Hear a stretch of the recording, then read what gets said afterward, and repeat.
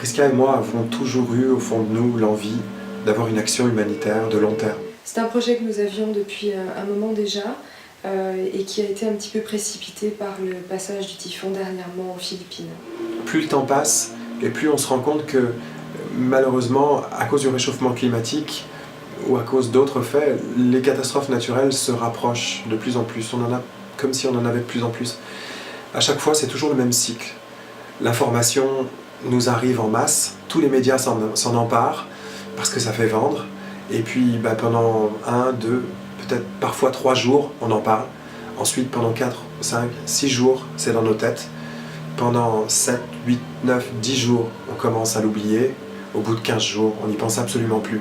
Et puis de temps en temps, on se réveille, on se dit « Waouh, mais où ça en est cette histoire-là » et moi, j'ai encore rien fait, j'ai repris ma vie. Bien sûr, c'est normal d'avoir une vie, puis de survivre, d'aider les gens qu'on aime, de faire vivre sa famille. Ça, c'est quelque chose de très important, mais cesser de penser aux autres alors qu'on sait très bien qu'ils sont dans le besoin, on sait qu'ils sont dans une situation catastrophique. Pour nous, c'est devenu quelque chose de vraiment difficile. On a toujours eu dans un coin de notre tête qu'on ne passerait pas notre vie sans faire de l'humanitaire. Diana est une connaissance que nous avons depuis 3 ou 4 ans.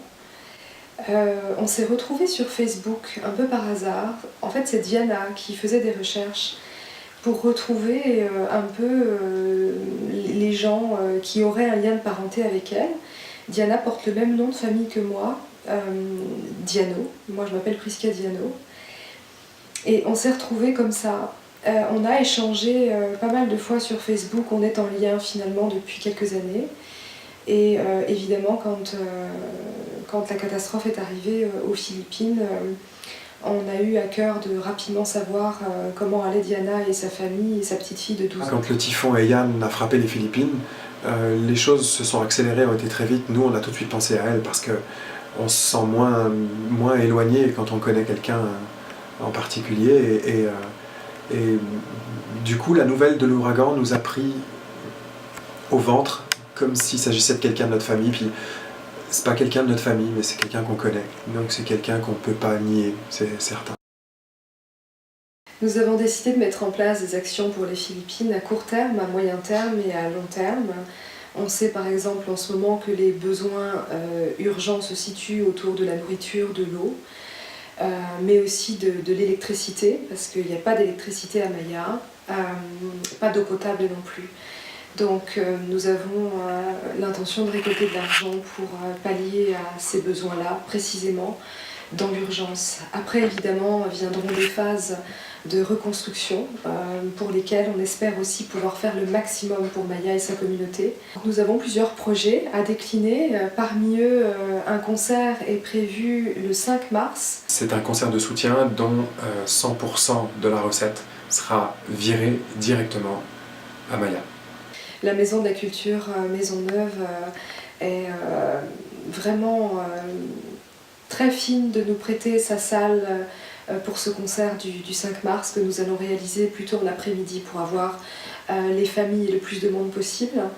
Nous allons aussi faire appel aux artistes du Québec en espérant que certains pourront se joindre à nous et venir chanter 1 ou 2 morceaux. Et puis bien sûr, il y aura l'équipe du studio Culture Chant et pourquoi pas certains enfants des équipes parascolaires que nous encadrons par ailleurs.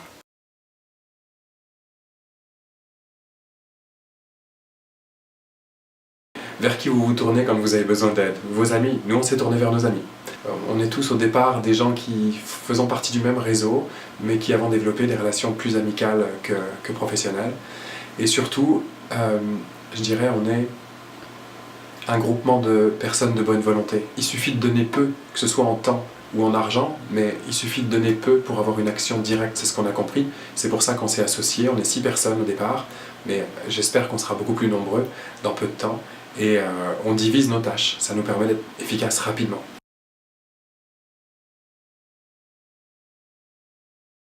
Je m'appelle Edita Rano, et je suis peintre en art décoratif. Je m'appelle Didier, je suis dans l'informatique, donc je suis un petit peu le geek du groupe. Culture Chant humanitaire, c'est tout simplement un coup de téléphone de Priska qui m'a demandé, moi et mon mari, de les aider pour organiser en fait une aide humanitaire pour leurs amis de Philippines. Donc effectivement, mon réflexe c'était aider mes amis voisins, tout simplement. Je suis le voisin de Thomas et Prisca, donc Culture Champ c'est un petit peu tous les jours pour moi. Et voilà, donc à force des choses, à force de discuter avec les voisins, on est devenus amis. Puis voilà, quoi, donc je suis intéressé de participer à ce projet. Bonjour, moi c'est Enzo, j'ai 13 ans et puis je suis étudiant. C'est mes parents qui l'ont créé, puis j'ai trouvé que c'était une bonne idée, alors je voulais les aider du mieux que je pouvais. Je m'appelle Jennifer Guillet, j'ai 27 ans et je suis finissante en cinéma. J'ai reçu l'appel de mes amis et puis j'avais envie d'aider. Je trouve que c'est une cause qui est importante, puis je trouve qu'on ne prend pas assez de temps pour aider les gens autour de nous. Alors c'était l'occasion de le faire et puis quand on nous appelle pour faire quelque chose comme ça, je trouve que ce serait pas humain de dire non si on est un peu concerné par ce qui se passe autour, c'est pas possible. Pourquoi aider? En fait, c'est pas vraiment ça. Au contraire, je trouvais que on attend des gens. En fait, on entend des gens qui aident, voilà, des humanitaires, des gens, des grands gens. Et je ne crois pas comme une telle personne. Donc, finalement, avec ce projet-là, je me rends compte que, voilà, on est nous-mêmes, et on peut aider sans d'être si grande personne. Et en fait, l'aide peut commencer par des petites choses et par des gens ordinaires. C'est important parce que des gens qui sont dans la misère et qui ont surtout des enfants qui n'ont pas à manger, je sais pas comment je serais dans cette situation-là, donc et je pense que c'est compliqué, donc il faut vraiment faire quelque chose pour pas qu'ils souffrent trop. Déjà, il y a Culture Champ au départ de ça. Pour moi, c'est un endroit où j'ai réussi à réapprendre à trouver le plaisir en chanson, ce qui n'était pas forcément donné. Et puis au-delà de ça, Culture Champ humanitaire, c'est d'abord deux cœurs qui tendent la main à d'autres cœurs qui sont plus loin. Puis c'est une façon d'être ici, puis d'aider là-bas aussi. Et pour moi, c'est juste un engagement un peu plus important au niveau humain. Puis je trouve que c'est ça. Ça veut dire ça, faire la différence. On a eu envie de créer une structure légère, justement, pour éviter des coûts de fonctionnement, des frais de fonctionnement trop élevés. Et aujourd'hui, nos frais administratifs sont tellement faibles, puisqu'on est tous bénévoles, que $1 versé, $1 offert, c'est $1 reçu à Maya.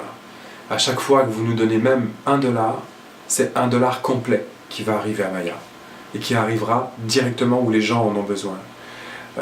On a beaucoup parlé avec Diane ces derniers temps et les photos que nous venons de recevoir sont assez parlantes. L'urgence, c'est de créer des chaînes alimentaires pour les enfants qui sont maintenant sans parents. Donc c'est à ça que va servir cet argent. À chaque fois que vous donnez $1, il va directement agir sur le terrain pour la ville de Maya. Donner à Culture Champ humanitaire, c'est aussi donner... C'est l'idée de passer d'une main à une autre. Et ça, j'aime ça parce qu'il y a plein de gens qui vont aller aider partout à travers des associations et plein d'autres choses. Mais pour moi, c'est important qu'à un moment donné, ça passe d'un cœur à un cœur, d'une main à une main, d'une âme à une autre. Puis c'est ça qu'on fait ici. Et je trouve ça important parce qu'on est entouré de gens qui sont juste des gens comme vous et moi, qui sont juste simples. Bon, regardez, je suis étudiante, il y en a qui sont juste... Voilà, on a des profs de musique, on a des gens qui travaillent dans la finance, on a un peu de tout. Puis c'est ça, c'est juste des gens simples qui se sont mis ensemble avec une idée pour voler un peu plus haut. En donnant par le biais de Culture Champ humanitaire, vous avez la garantie que chaque $1 sera reversé en intégralité à la communauté de Maya. Nous n'avons pas, nous, petite structure, de gros frais de fonctionnement, ce qui nous permet, contrairement à des grosses associations type Croix-Rouge, de reverser vraiment l'intégralité de ce que nous récoltons pour la communauté de Maya, et sans intermédiaire.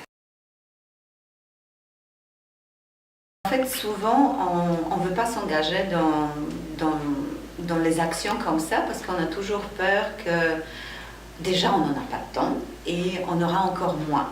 Donc voilà, c'est souvent ça qui nous fait oui, oui, non, mais peut-être une autre fois, ou non, c'est pas cette fois-ci, ou on pense même pas. Donc en fait, pour rassurer les gens, c'est que au contraire, il faut se lancer dans l'action. Ça peut être soit l'argent, soit le temps, qui peut être, qui c'est très précieux aussi, qui fait que les choses avancent. Et quand je dis plus on est nombreux, plus on peut faire de grandes choses ensemble.